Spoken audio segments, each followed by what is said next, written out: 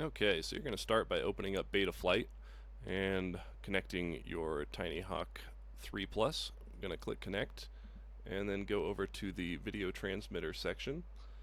Here at the bottom you're going to see 3 power levels.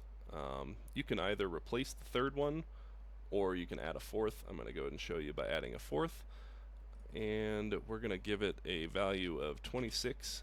That value is actually the dB setting, and we're going to give that a label of 400. 26 dB equals 400 milliwatts, and we're going to save that.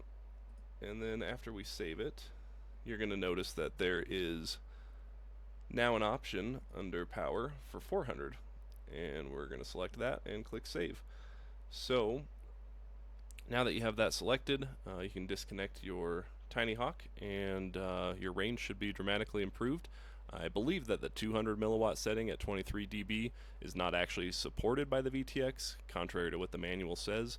The reason I think that is the performance definitely doesn't coincide with 23 dB or 200 milliwatt performance that you should be getting. So I think that you're probably best off just replacing that third setting, rather the third power level, with the 400 milliwatt. And yeah, that worked for me. I hope it works for you. Good luck.